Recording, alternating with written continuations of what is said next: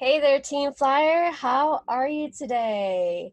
Welcome to the very special Go to Fly event this month. As you already know, we wrapped up season 1 with amazing 53 episodes, which is incredible to hear. So many different stories from different backgrounds and shapes and sizes and everything else in between. So, because most of you know, and because y'all love me and I love you right back, I started the Latina company, the Latina podcast over there. I'm doing a lot of different projects. And instead of giving you more Go to Fly stories as in season 2 right away, I decided to do a special event this month. And stay tuned for more. But for now, we're right here in August. So we have the wonderful, amazing sweetheart. We became such good friends. I cannot talk more about her because she just makes my day so much better, my life so much better. The beautiful, wonderful Bryana Salaz. Hi. Hi! Oh my God, I'm so freaking happy to be here. So happy. This is like, oh, we've just been talking about this, getting ready for this, and to actually be sitting here and doing this, I'm so just excited. Like I can't wait to get into it. I adore. We're so thankful to have you here without a doubt. Before we dive into how we met, the disclaimer, because I do hear it a little bit, we did talk about this pre-recording. The sound might go in and out, but if you know me, you know that it happens. It's technology, first of all. And like we know, we're all quarantined, we're all doing Zoom, we're all doing, it's everywhere. So bear with us here and there. But other than that, thank you very much. And let's dive into a first thing. So for those who don't know you, what do you do? Tell us a little bit about yourself first. Hi, well, my name is Bryana. I'm 22 and I am a singer, actress, entertainer. Just been out here in LA for 6 years pursuing everything, and I've been lucky and blessed enough to have been able to do this and keep me here for the last 6 years. Luckily I've been able to meet you through the Latina podcast, and absolutely couldn't word it better. We are so close, and it's just amazing to have someone to be so open with and inspire me to finally share this part of me that I've been wanting to, really put out there somehow, but not really knowing how to. It's really important to me. So thank you for giving me this opportunity and this platform to speak on my own experiences in being in the industry, specifically with, my biggest job that I've had, which is, Team Kaylie and starring Team Kaylie. And so I'm really just thankful to be here and to just talk about my personal experiences. I so appreciate that so much. Like in the short amount of time, we've become really close. So I feel like right before recording, we're like just talking, just like we always do, because we can spend hours and hours on the phone, literally. I know my girlfriend called me one time and she was like 3.5 hours. And I was like, we just talked for 3.5 hours and it just felt like nothing. It felt like nothing. It was like, this has just happened. It's like, oh yeah, that's right. We have other things that we have to do, but we were like, let's just keep talking. Oh my God. You're like a little sister, I swear. I love you so much. Absolutely. It's so amazing. We met like through Latina. We'd have monthly specials over there as well. So we did the monthly special Black Lives Matter, and that's how we met. And her comments within the show, within that episode, better said, and within and without the show, just in general, when I met her and talked to her more, I just fell more and more in love with her personality, her perspective on the world, and the fact that she really wanted to say what she was going to say with us this month. So for me, that was really important. And also the audience, it was a whole wonderful magic world of things put together to make sure that, this happened. So super thankful. And for those who, by the way, if you want to see more Bryana, if 4 times this month isn't enough, you gotta go catch that that Black Lives Matter special where she participates, of course, on August 7th. So in 2 days, she'll also be with us in the Latina podcast, sharing different news for the Latinx community. So once again, every episode she's in, it's all exclusive, all different information. So yeah. Anyways, so let's get to it finally. So Team Kaylie, we're totally behind the scenes this month. So we'll be talking about eating disorders, addiction, toxic vibes, and LGTB. So all throughout your experience within Team Kaylie, why do you want to speak about these topics? You're the one who chose them. Why, my love? I think that Team Kaylie was my first big introduction for me into what it is to be the star of a show, to be a lead on a show, to have that kind of pressure, carrying something for so long. We filmed for 8 months, and I learned a lot. I feel like during that experience I learned the most than I have in the last 5 years of being here. I've done a lot of different things. I've experienced a lot of different things, and this was the most challenging internally. It was more challenging with myself. It was battles with myself, rather than other people and outside variables. And I think being in quarantine has almost forced me to face a lot of things that I was able to, suppress by just being busy and auditioning all the time or doing promo for Team Kaylie all the time. And so with nothing to really do right now because my industry has completely shut down, I've had to sit back and really think about the last year and a half of my life and the effect it's had on me. And it's really important for me through my healing process and my recovery process, because I'm still here, I'm still in it, I'm still healing and recovering, to be honest with not just myself, but to everyone who follows and supports me, because I haven't always been honest. And, I want to be that good role model. I want to be someone that people look up to. And for me, I can't be that if I'm not being 110% myself. And I know that a lot of the things I'm going to talk about that I've gone through are things that everyone goes through, a lot of people go through, and I know what it's like to be in that headspace of no one understands, no one knows what I'm feeling, no one understands the pressure that I'm feeling.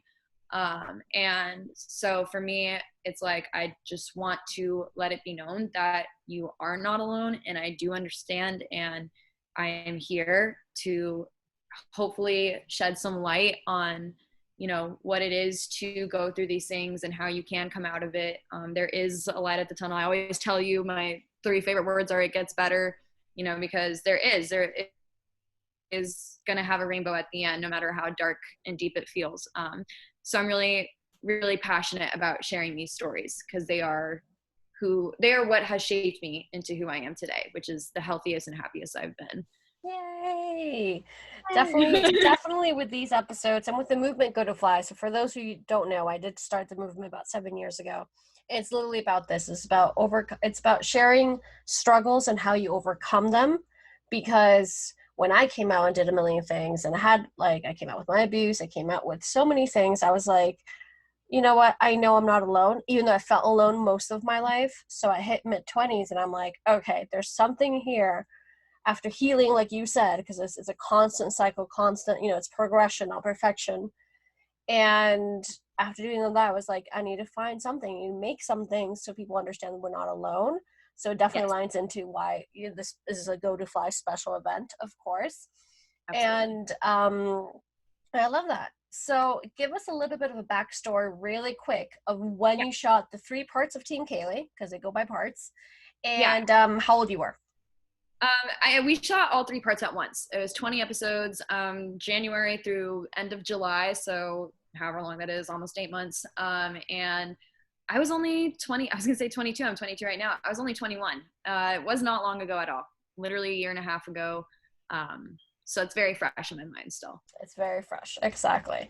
So that's a good story behind the scenes as well for people to understand that sometimes, even though it comes out a year after, even though I think Team Kaylie came out relatively close to one another, Yeah. you Mm-hmm. shoot it all together basically. So Yes. yeah. Yeah. Okay. So diving into today's topic, as we were saying, eating disorders. Yes. So bulimia, anorexia nervosa. What does this mean? So I was diagnosed when I did, finally see someone. I was diagnosed with bulimia and anorexia nervosa, which you can have one, you can have both. Unfortunately, I was experiencing both. And just to explain the difference in that, so people who have anorexia severely reduce their food to lose weight, And people who have bulimia eat an excessive amount of food in a short period of time and then purge or use other methods to prevent weight gain. And I got that from thehealthline.com just to, share the differences between both. And I was, again, unfortunately dealing with both at the time, and it kind of just exploded into its own beast and became its own entity basically in my body, and I felt like there were two parts of me. And yeah, it definitely got pretty, I think before the show started happening, I kind of had something in my head already to lose weight. Just I feel like if you're preparing for something, I have friends who are preparing for their weddings who are like, okay, I want to drop 10 pounds for my wedding, blah, blah, blah. So, I was like, okay, I want to drop 10 pounds before I start filming. And I was doing it the way and da-da-da. And I noticed little thoughts in my head of maybe you shouldn't eat this much, but nothing crazy yet. And it kind of just really took over when I did receive a quote unquote fat note on set. I don't want to relay the exact message that I got, but it was very apparent and very, very obvious what was implied.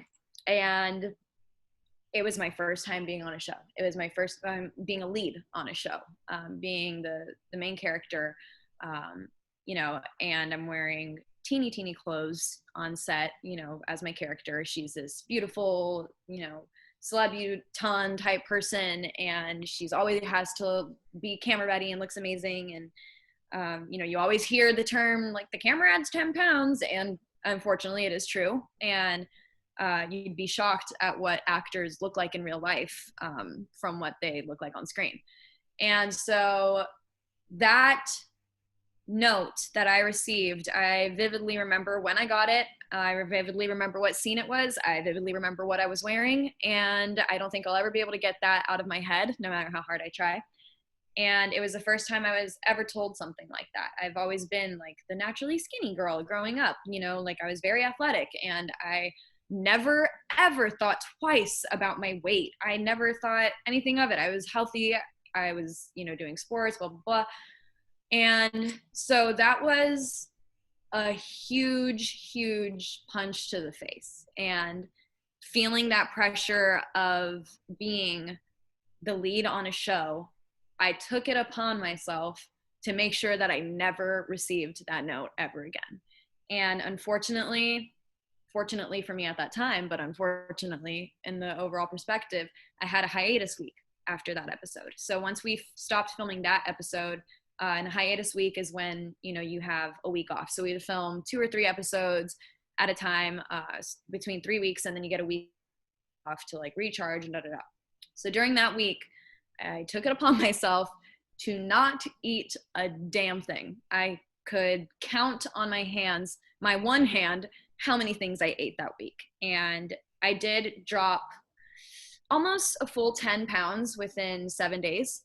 And I came back and was praised by a lot of people for how beautiful I looked, and for, what did you do, honey? You're glowing. You look amazing. Da, da, da. And that was all the validation I needed to keep it going. And in my head, the eating disorder part in my head took over and was like, okay, so this is what it is. This is what you got to do to keep everyone happy, keep the show going, make it what they want, be the Kaylie that they want. And, not everyone on set knew about it, knew about the note.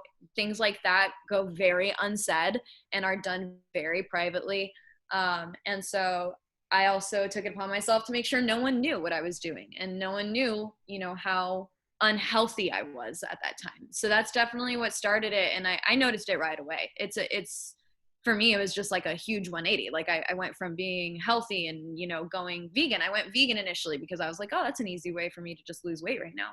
And that's literally what I did. I went vegan, and then I went air. I went exactly. You can't expect way too many steps to an extreme. I did air.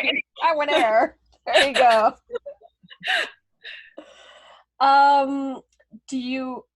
Okay, it's a lot to unpack, of course. And what I'm always going to try to say, you all know me. If you don't know me, then you're going to re-meet me right now, or meet me again, I guess, or once more. I'm very real, very honest.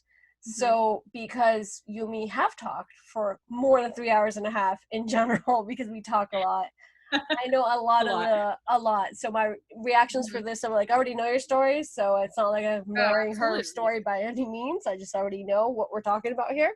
Mm-hmm. It's still incredible every time I hear it, but believable. Sadly, that's something Yeah. important for people to understand and realize that this is something that happens constantly. Sadly, still in 2020.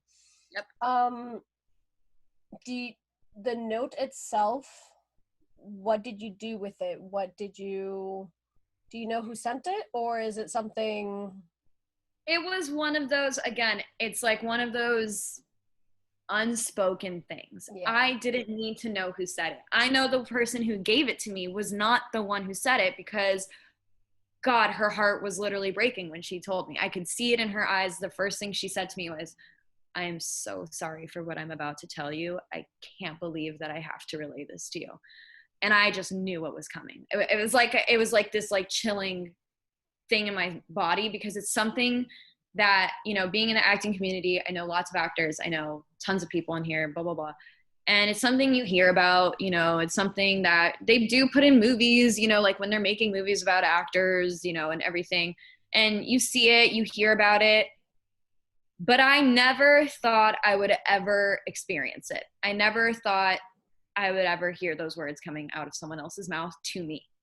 And that's what it is, like a vivid memory that I have, that I can replay in my head every day, and I do replay it in my head every day. And that's the thing that, you know, that person will never understand, because, you know, they're behind the scenes, they're behind the camera, you know, they don't have to worry about that, but they don't know what that one sentence has done, and how it has affected my mental to this day. It's something that I still replay in my head every day, and I have to fight through it now rather than give into it. And I Exactly. don't know when that will go. Give it less power, of course, Exactly. which takes time. It's something as quote unquote silly. It's like, oh, it's just a sentence. Yeah, but that sentence has power, has So much. meaning, especially when you give more into it, of course, especially in the industry. But even if you are in the industry, that's just, it's bullying, of course, and it's just, shaming someone completely.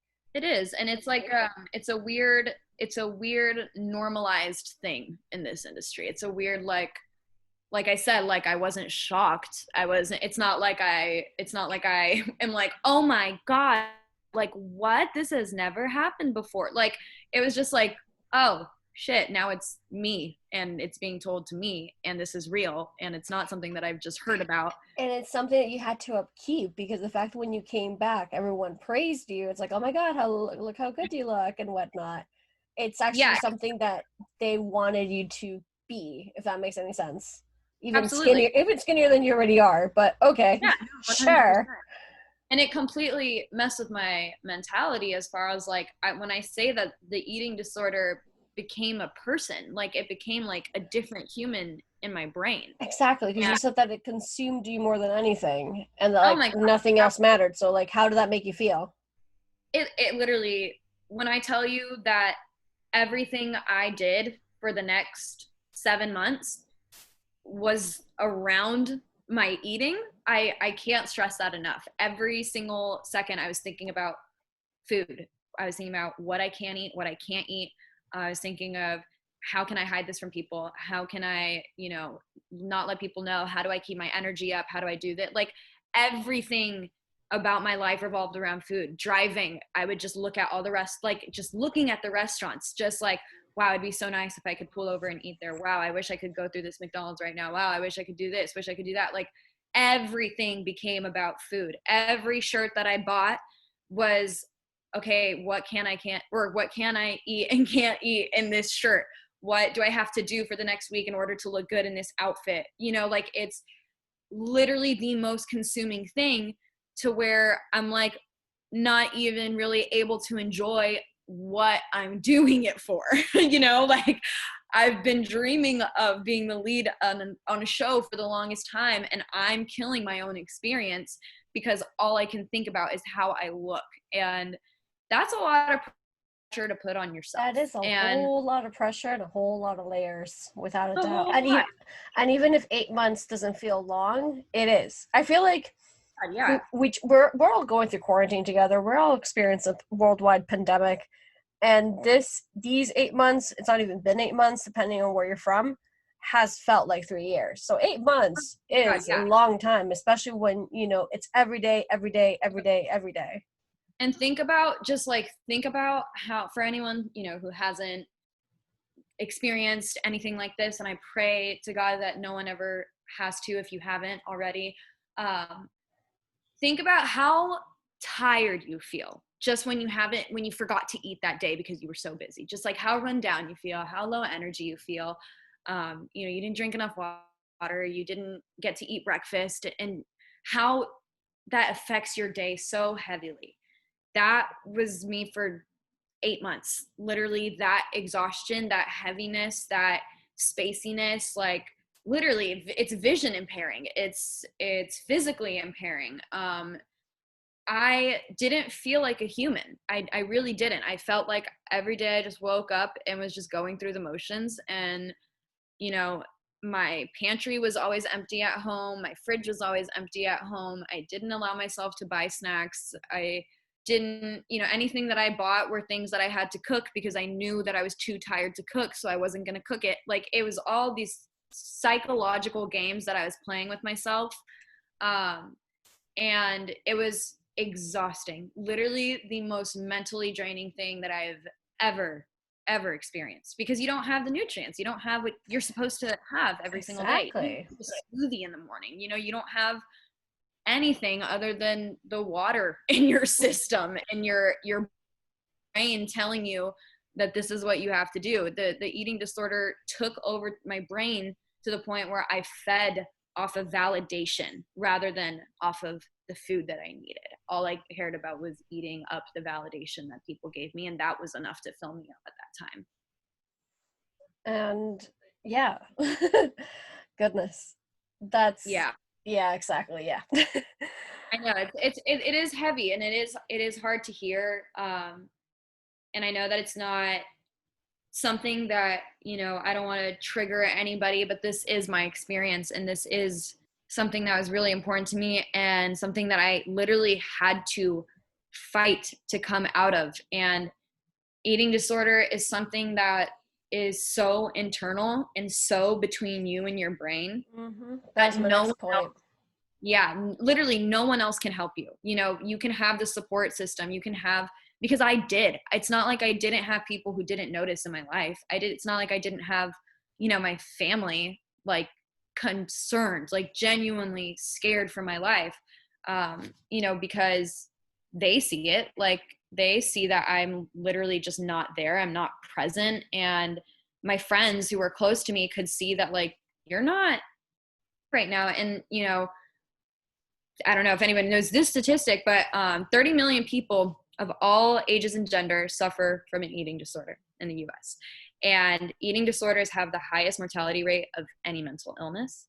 And because it literally just, again, it's the most, it's just so consuming. And I do get, like, kind of anxious just talking about it or thinking about it.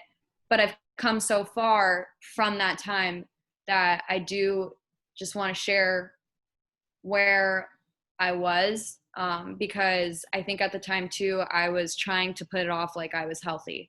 I wanted everyone to think that, oh, I'm just working out and eating my vegetables and and that's not the truth. You don't look like that when you don't have dark circles under your eye, like permanent black circles under your eyes. Your ribs are sticking out. And I think that was something too that really, really messed up my mental, was that no matter how long I starved myself, I never had the body that I wanted. I never could look in the mirror and be happy, because in my mind, you couldn't see my ribs all the way. You couldn't see my bones. I still had, I'm just naturally, I have, more meat on my body. So, like, when it wasn't going away, when the stubborn parts of me that, like, literally my body just can't look like certain things, like, it just can't, it was eating me and consuming me in the sense of like, am I ever going to get there? Let's try it. Let's see how long I can go. You've already gone 4 days. What's another day? And literally my form of self-harm was making myself throw up. So if I was by myself and I knew that I was going to be by myself and no one was going to see me, I would literally Postmates an incredible amount of food, like incredible amount of food, eat until I literally felt like if you touched my stomach, I was going to pop, to the point where it's painful. Like it's literally painful how much food I've consumed in the last 10 minutes, and getting rid of it, going to the bathroom and getting rid of it. That was my form of self-harm, because I'm like punishing myself for allowing myself to eat something. And then, I would take laxatives. Laxatives were something that I always had in my pantry. That was like the one thing you would find in my pantry were freaking laxatives. And it's so painful. It's not fun. There's nothing fun about this. There's no good outcome from it. You look like a zombie. I didn't look like myself. I was pale. I was purple. I just looked sick.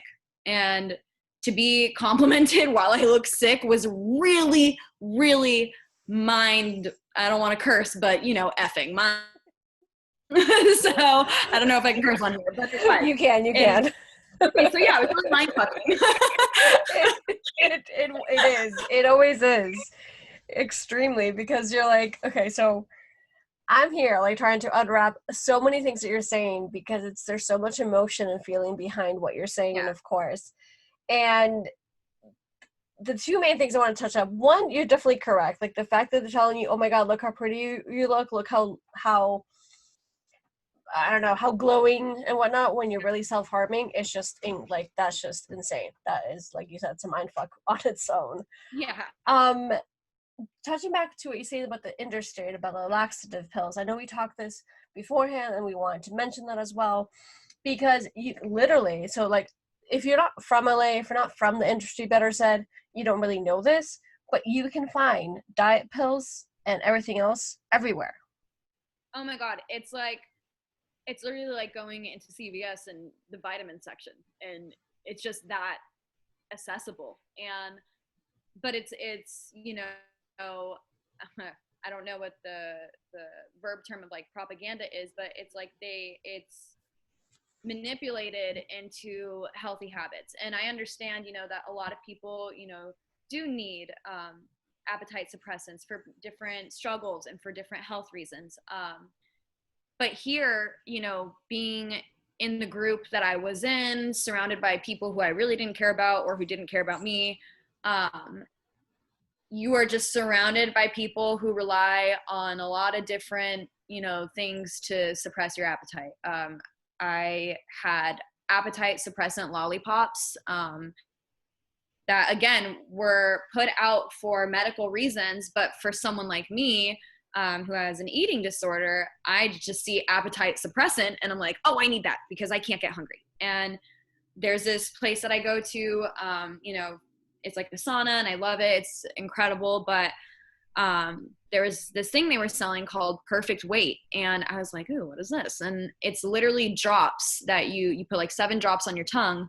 And I don't know if it's the taste. I don't know what it is. It's like 20% alcohol. I really don't know what the hell was in it. And I didn't care because it was called Perfect Weight and it was an appetite suppressant.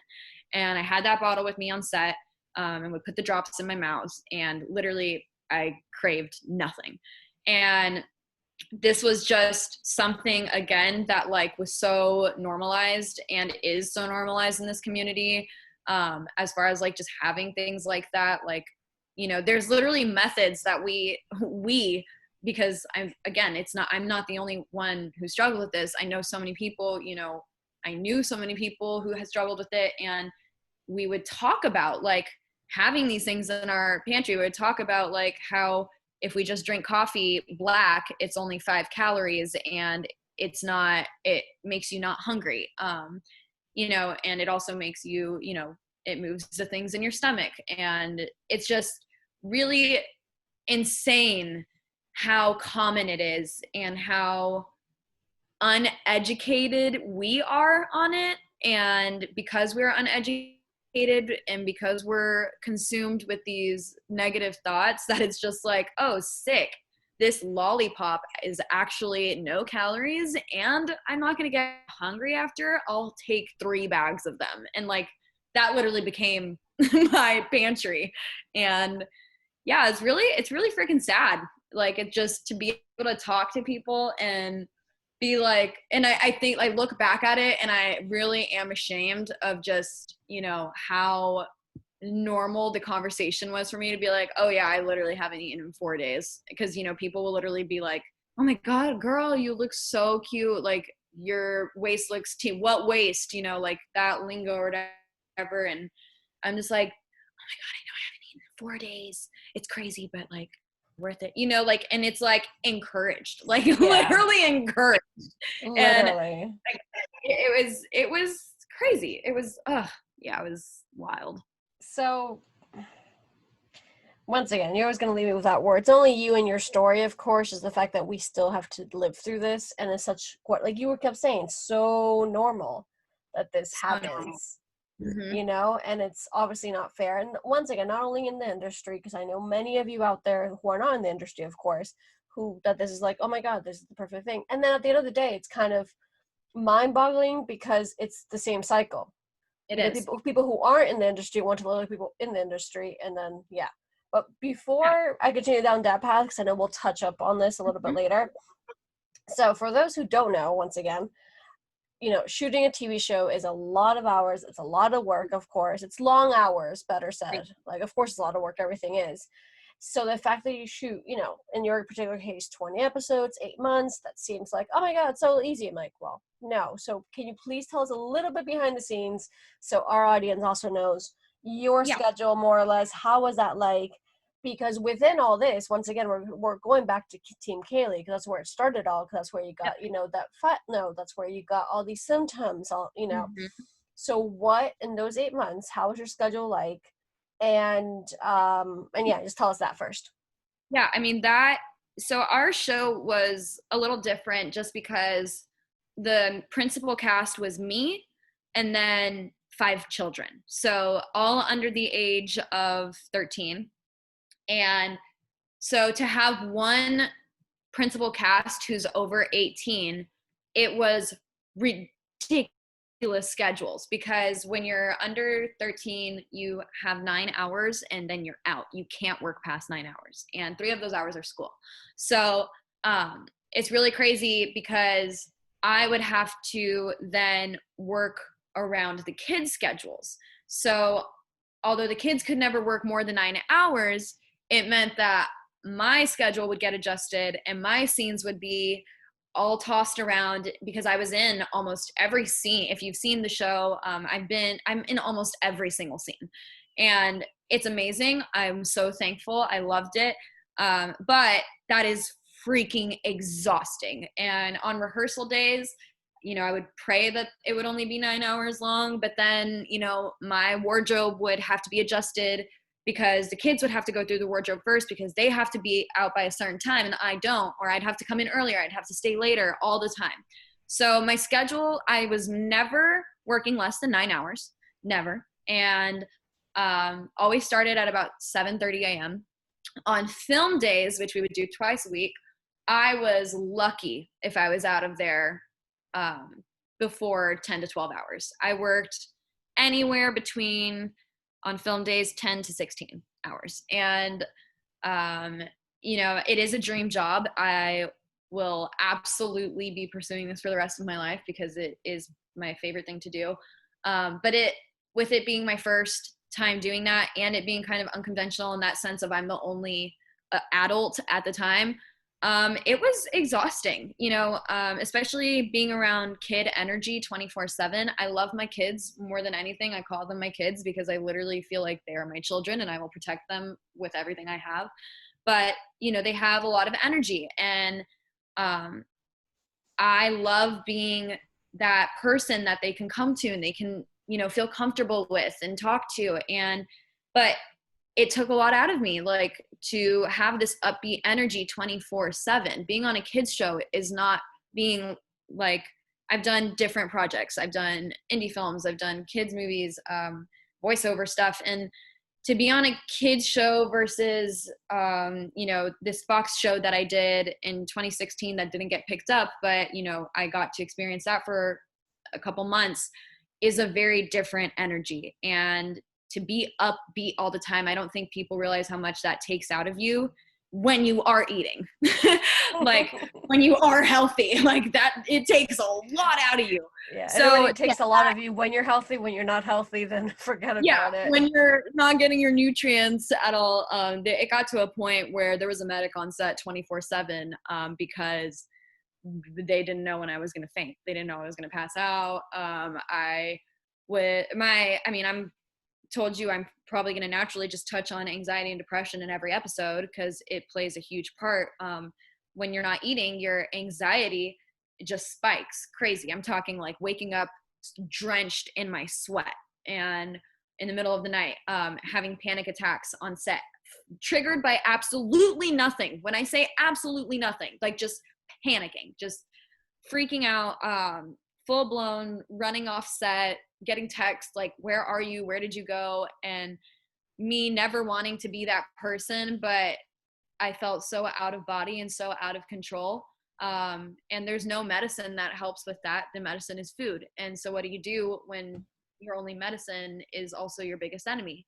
And so it was a lot. And to anyone who knows what it's like to have a panic attack, those in itself are the most mentally draining thing too. It was just like each thing led to another. Each thing, which is like what the series behind the scenes Team Kaylie is, what that we're doing through August, how each thing spiraled into something else and affected, because it is a domino effect. And it all began with this fat note and me taking that on and not eating.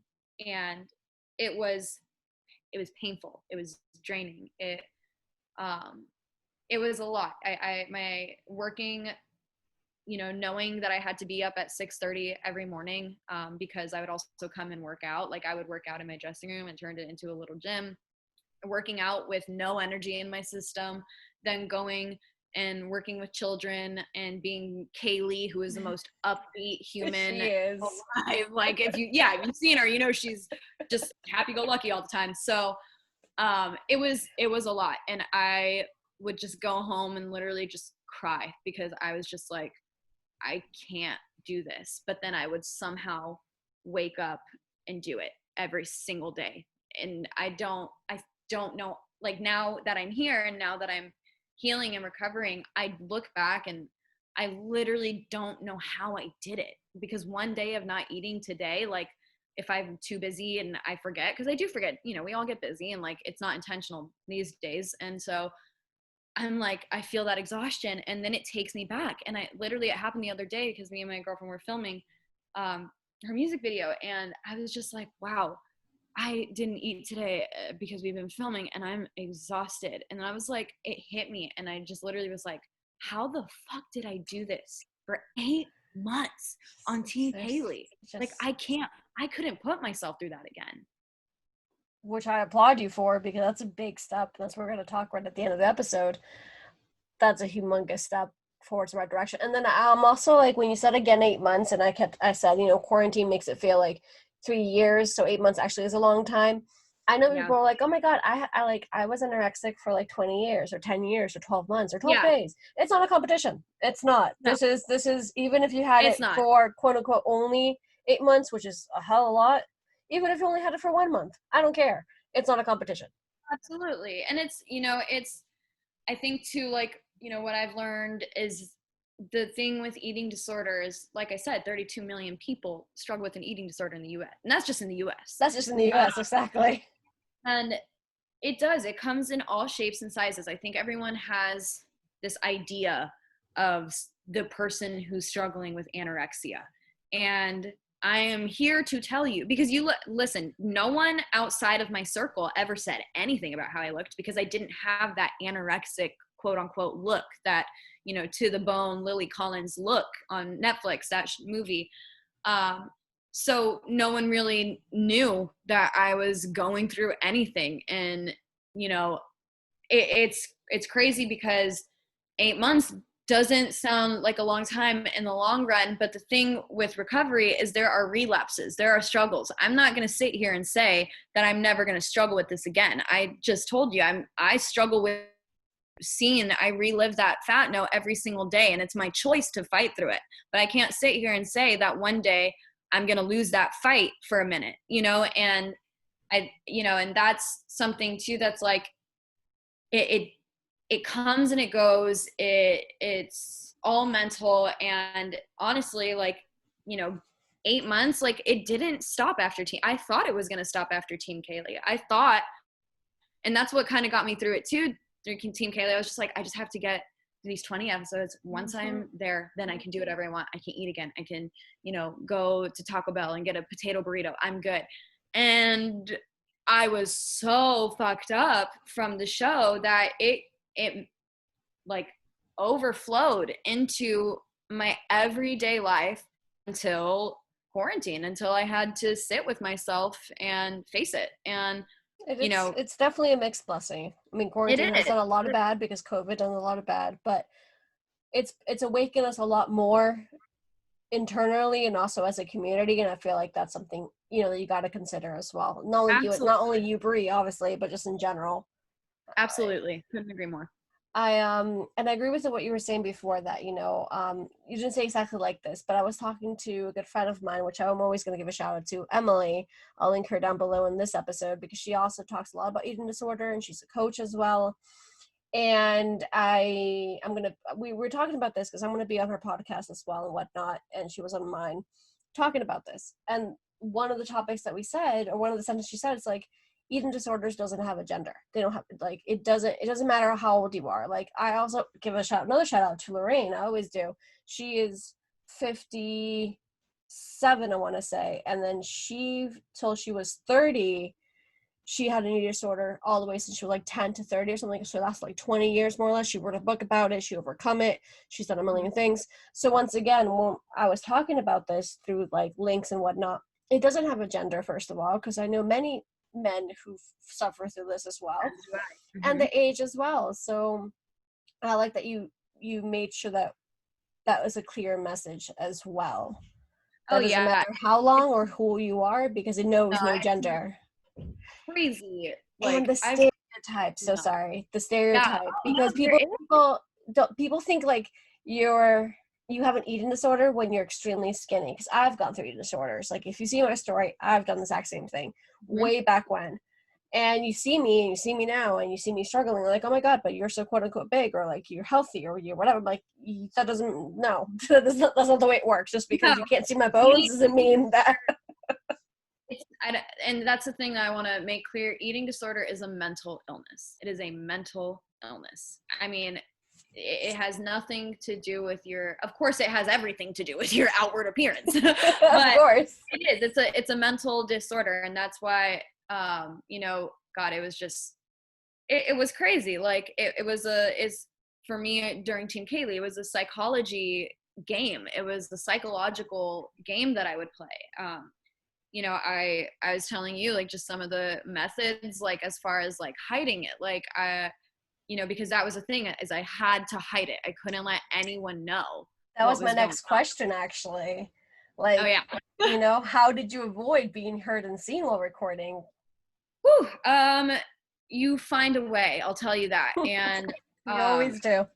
Yeah, it got to a point where I needed personal space because I couldn't, I just didn't have energy to give out 24/7. So the only time I had my personal space was during lunch, and it was a 30-minute break every day. And they could see how mentally drained I was, thinking it was just, I'm giving a lot of my energy to every single person, because, sets are 200 people at least. So giving my energy to everybody. So they made it a rule that one can have lunch in Bree's dressing room. So if she's in her dressing room having lunch, you can't bother her. And that wasn't like you can't look at me thing. Just want to clarify, like, I just needed personal space. And so she ain't no diva, believe me. She ain't no diva. She's so, you're so down to earth. And chill. Like, I know you, I got you. Just to clarify that one. But it got to a point where I would make it a thing to where, and that's what I'm saying, it's so psychological, so calculated. I would get my crafty, I would get my food, um, in front of everybody. I would like hang out at Crafty and talk to people so that everyone could see that I had a plate full of food, and always healthy food, but always, had something in my hands that looked like a substantial food. Might even take a few bites to put on a show. You know what I'm saying? And then I would go to my dressing room, which is mine was on a different stage. So I had a very private dressing room. It was really nice. And so I would get my plate, make sure everybody saw me, and I'd be like, okay, guys, like I'm gonna go have lunch. I'll see you guys in 30 minutes. Walk to my room. I kid you not, I would grab a can of hairspray and just drown my food in the hairspray and throw it in the trash so that I couldn't eat it. And then I would turn off my lights and just try to take a nap, or I'd learn a K-pop dance. A lot of people saw my K-pop dances during that time. And if that wasn't the case, if I did have lunch, because there were times where I did have lunch with the kids, because like I said, I love being around my kids. So I would go and have lunch, and it's really hard to not eat when everybody else is eating. And I can name plenty of times where I did eat, and then I had to, quote unquote, take a phone call in my room and, do what I had to do, because I looked at myself and now I'm bloated and we're filming in an hour and I can't be bloated. So then I'd have to go to makeup, and, it was a crazy, crazy time, because my hair and makeup artists, bless their souls, were literally like my on-set therapists, and nothing gets past them. They cared about me so much and were literally like my moms, and I would have plenty of breakdowns, and they were the only people who when I did have those panic attacks, I would run to the makeup trailer often and just have them in there and text her and say, please, like, fine, just tell them you don't know where I am. And they were literally my people. And, it's sad because that was when it started happening, as far as people reaching out, like telling me, like they see it. They were the first ones to really bring it to my attention and talk to me about it. And because I love and respect them, it was really hard to hear. But again, it doesn't even matter the support system that you have at the time, because there was nothing that anyone could say to me that was going to get me to eat, that was going to get me to stop my bad habits. There were plenty of people who cared. There were, I don't want to name, but, one of the production people, bless her soul, literally came to my dressing room with tears in her eyes with a binder that had a nutrition plan. And she was just like, I know what you're going through, and I am here. And oh my God, it's making me a little emotional, because she was just so special to me. And yeah, she gave me a binder with a nutrition meal, and I just took it because I was just like, I know I'm not going to do anything with this. Like, I'm going to end up throwing this binder in the garbage, because I know you care about me, but again, there's just nothing you can do. And it got to a point where my parents realized there was nothing they could do. There was nothing they could say, because they noticed. And it was so sad seeing my parents in there, and like just literally, my mom begging me to eat, and like me just like almost snapping at her, because you're angry, you're all the time, you're irritable because you're not eating, and being like, I literally said, like, Mom, like, I'm sorry, but I'm not going to eat, and if you're going to keep telling me to eat, then you can't be in here, because it's like I can't have that, like it's going to literally crush me. And to say that to your parents, who are genuinely just wanting their little girl to be healthy, like, what do you do in that situation? I've now put them in a situation of, I can either try to help her and she's going to push me away, or I just don't say anything and watch her destroy herself. And it got to a point where I couldn't be around anybody. So outside of them visiting me on set, outside of seeing my friends on set, I got to a point where I was completely isolated and didn't see anyone. I lost a lot of good relationships. I lost a lot of friends.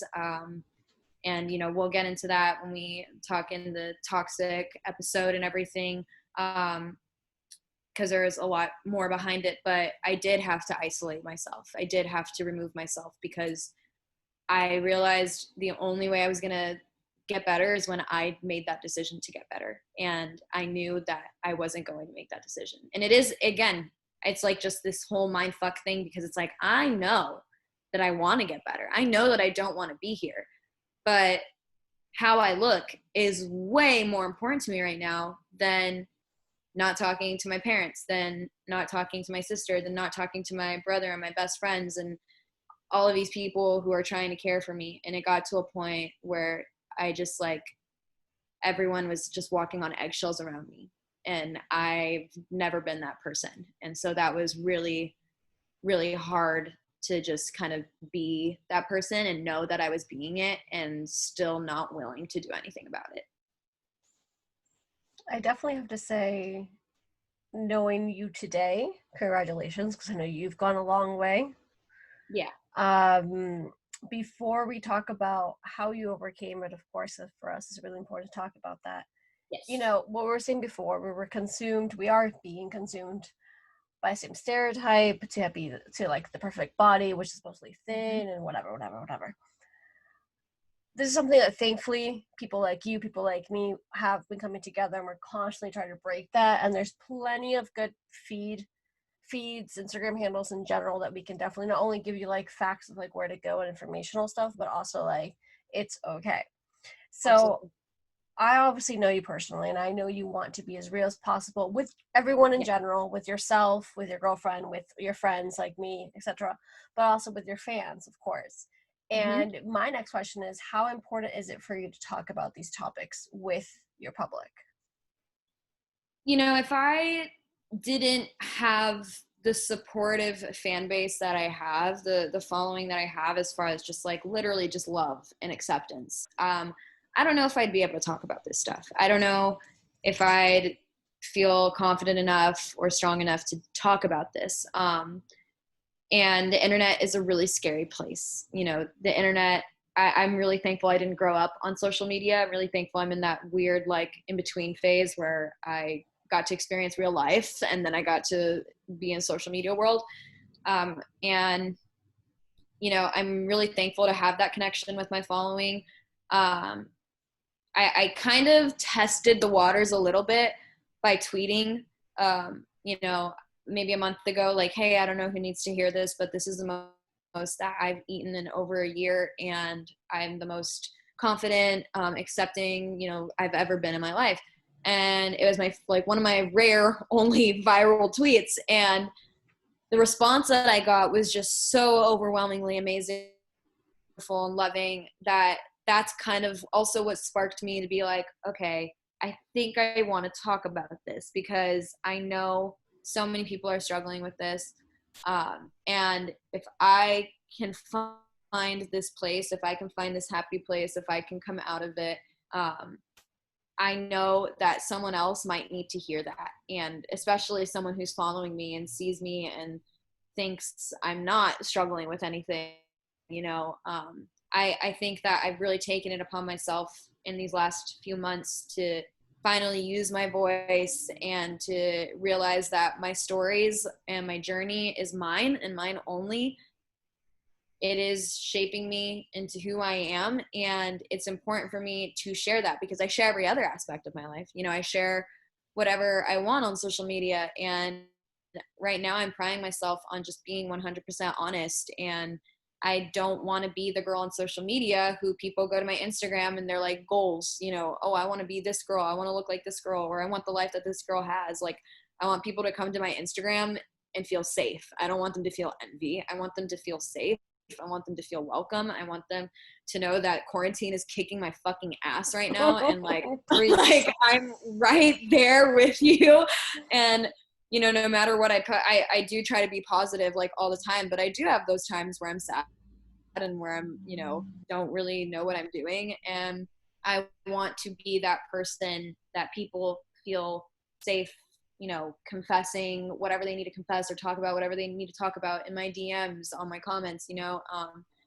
And I'm really thankful to have the following that I have and the fans that I have who, you know, are very supportive and accepting of literally every part of me. Like, no matter how freaking weird I am, like, if you were with me through my K-pop days, like when I was like hardcore, like, you know how crazy I can get. To just have that like safety too, for me, it's not just like about providing a safe place for them. Like, they've given me a safe place. So it's my job to do the same thing and return the favor, because that's why I do what I do.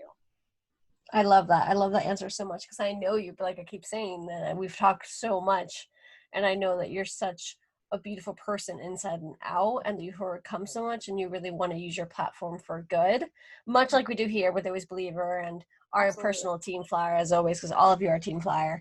And you and me connected for the same thing. Any kind of platform we have, it's kind of like, this is who we are. We're as real as it gets. These podcast episodes, Go to Fly, anything you can find me under, it's really similar to what you were saying, because I think it's so important for fans, for your following, to go to your feed and feel motivated and supported, rather than like what you were saying. So I definitely, the people that I enter, the people that, regardless if they're good friends like you and me are, of course, or not, um, it has to have a message behind that. And that was definitely yours, as in like, this is why it's important. Mm-hmm.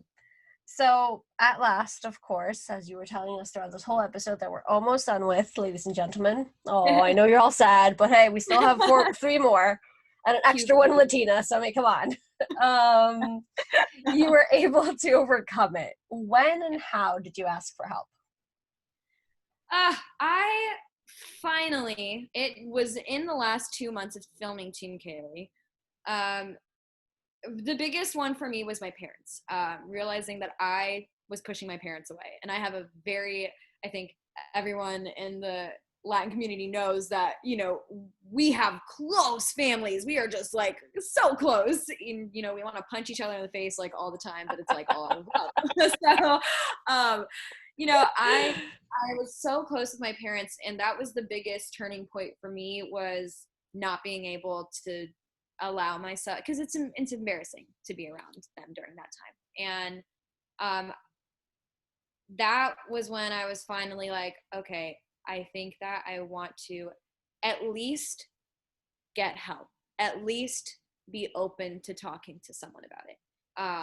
In the last like 2 months of Team Kaylie, and I am still with her. I'm still with my therapist. I am a huge advocate for therapy. I think that talking to someone, is just absolutely one of the best things you can do. And you don't realize how much you're holding in. You don't realize where a lot of things stem from. A lot of what I learned stemmed from before Team Kaylie too, like just from, growing up, and how it manifested into eating disorder, how I felt like the only way I could control my life, the only control I felt, was of my weight. And so getting that help was the first step. And like I said, I'm in recovery right now. I'm not going to sit here and completely 100% healed and I'm never going to do this again, blah, blah, blah. That's just not realistic for me right now. And what's realistic is that I am where I am. I am healthy. I am eating genuinely the I have ever. I'm cooking. I am working out. I'm finding these ways to keep myself mentally in check and to still love my body. And I'm not fully there yet, but I'm getting there. And I don't think that I really could have done this without therapy. I personally, I see a eating disorder specialist.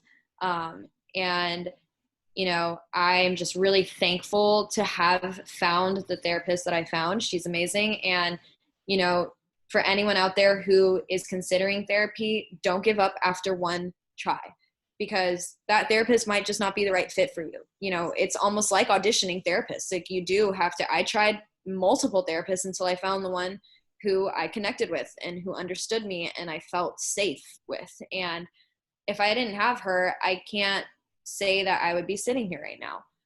So don't be scared to take that first step. I know therapy is the most thing in the world. And if you do need that extra push, this is it. Or even if you just need a little seed in your head to be like, maybe therapy is not so bad. Like I said, this is your journey. This was my journey. It took 6 months of many people telling me I need to go to therapy, and me saying fuck you to everybody. I don't need therapy. I don't want to talk to somebody. I have to pay for it. Like, trust me, I fucking get it. But when I took that step was when I felt like I finally took control of something. It wasn't my eating disorder taking control. It wasn't this made up thing in my head taking control. It was me taking control of wanting to get better. And you're not going to get better until you find that in yourself to take that step. And it can take as long as you need. And, you know, I'm just really, really thankful for that. Like I said, I'm still in recovery. I still have thoughts. I can't say that I don't, but where I am now is that instead of giving into them and letting them take over, I fight them. When I say like, ooh, I've had a lot to eat today, but I'm still hungry, I listen to my body. I just listen to what she needs now. I don't deny her of things. I don't punish her for things like, you know, if I want to go and have a margarita and I feel bloated after a margarita, then I just won't have two margaritas. And I'm not going to, you know, force myself to feel horrible and then do things that are harming myself, because I've just come so far from that. And I'm just really thankful to have the support system that I have around me. My girlfriend, my parents, my sister, my brother, my best friends, like everyone is so in support of everything that I'm doing to better myself right now. My followers, my fans, everybody, I'm just really thankful for these resources too. So just know that you're not alone. It's a fucking struggle. It's not easy. I'm not going to sit here and say that it is, but it's the first step, and it's taking control of your life. And if you want to see the light at the end of the tunnel, you will if you want to. I can tell you that right now. And say, yeah. Yay! It's true. I 110% agree with you, obviously. So it does start with the very first step of anything. And there is a light. I mean, that's the reason why I started not only the Always Believer, of course, but why I named it Always Believe, because it was like there's always light at the end of the tunnel. There's always something better. Mm-hmm. As long as you believe and like go that way and like that direction. And even if you're sitting there and like thinking, oh, I don't have, you know, supportive parents, or I don't have a sister or a girlfriend or whatever, Mm-hmm. find your tribe. Social media is a scary place, but at the same time, if you find uplifting posts, pages, YouTubers, if you feel like it, like all these sorts of things and elements line up to one. So you got to surround yourself with really positive people who really do care for you. And the first person, of course, is you yourself and you. I totally agree with that. And it really depends on you. Our doors are always open. Like I've talked about this a whole bunch of times. There's definitely resources we can give you. And what I loved about what you said is that we go back to your sentence at the beginning, it does get better. Because look, you know, I'm so incredibly proud of the woman that you are today. Thank you. And you had to go through those hardships and you had to overcome them, and you did. And yeah, you're still struggling every day, but I see you every day. We talk basically on a daily basis. Yeah. And I see you. And not only do I see you moving, changing, progressing, etc., you and me have that in common. Like I said earlier, we're very, very real, and we want to make sure that it shows, because like you said with quarantine, even if you don't have an eating disorder, quarantine is kicking everyone's butt, and everyone's there. I'm happy people with it making TikTok dances. I'm one of the first ones there. I've had TikTok since it was Musically. Like it's been years, like I've had it for a while, but and I have not all the dances, no, but still I'm happy there's a lot of positive things and stuff out there, of course, but at the same time, you're like, hey, it's okay to not be okay. Absolutely. And Absolutely. take your time. So I feel like that's something super important, that like, just because you see Bryana, you see me, like, oh my God, so many followers, or oh my God, to hit TV show or hit podcast or whatever the F, you know what I mean? We all are going through stuff because we ain't perfect and we don't want to be. It's all about progress. And it all takes time. It's just it's just takes time, and your journey is your journey. And if you feel super alone, which again, a feeling I am so, if you listen to anything I wrote music wise during Team Kaylie, you would know that I feel you. I really do. That's why I'm doing this. That's literally why I'm doing this podcast. Like I was scared shitless to do this, but I'm doing this so that you know my DMs are open. Will I always see it? I can't guarantee that. I try my best, but they are open to just let it out and vent. And I will always do my best to get back to anyone that I can. And I just want you to feel safe. And also just throwing this out there. There is a National Eating Disorder Association, NEDA, and NEDA supports individuals and families affected by eating disorders and serves as a catalyst for prevention, cures, and access to quality care. So, there are resources out there that I will always be happy to share with you. Exactly. We'll definitely link them down below, and all the other sorts of profiles that you can find for you so you can get the resources that you need. And much like she said, she'll try to get to everybody because I do the same thing, and I don't have as many followers if you want to compare numbers precisely. But it's not a matter of that. It's a matter of, us aside, go to that therapist, go to that resource that's really there for you, that's going to make your life the life that you desire. That depends on you, but that's the first step without a doubt. And to write it, to let it all out. So wrapping up, obviously, the last question for those who follow you and for those who don't follow you, where can we find you? Pretty simple and to the point. I'm gonna go with at Bryana Salaz. Really easy. That's just my name, Bryana, because my parents thought it'd be cool to put a Y in my name for some reason, and I really think it's it just cool. Thank you. I think it's cool. I'm sorry. I think it's cool. Actually, I'm not sorry. I just think it's cool. People started calling me Brian because they were just like assumed my name was Brian, and I was just like, it's Bryana. We're close. Girl, didn't get me started with names. You know my name. Like Ariana, like Ariana Grande. And I'm like, Ariadna, there's a D in there. Do you not see the D, my love? That's a D. Or like Adrian, they call me Adrian, or they call me like Adriana or Ariane. I was gonna say, I think the first time when we did Latina, I'm 99% sure I was convinced you were Adriana, and then I was like, wait, the D is towards the end. Oh, okay, there we go. Exactly. Which I understand it's more popular. Some people are like, but I'm dyslexic. I'm like, okay, I get it, I get the point. Right. I'm really big with names. Because I'm like, I really want to make sure I get them right. Of course. And yeah, so I do love your name though. I like that's with a Y at in the middle. It's really pretty. It's like, yeah, thank you, Mom and Dad. Thank you for that name. Alrighty then. So this to wrap up this episode, of course, this is our first episode out of 4 over here. You can find with us at Always Believer as a Go to Fly special event. This leads up on this conversation, as you were telling me. Telling all of us, it's a journey. So it's how you lead it up to drugs and alcohol and addiction and all that. So that's what in the next episode's going to be all about.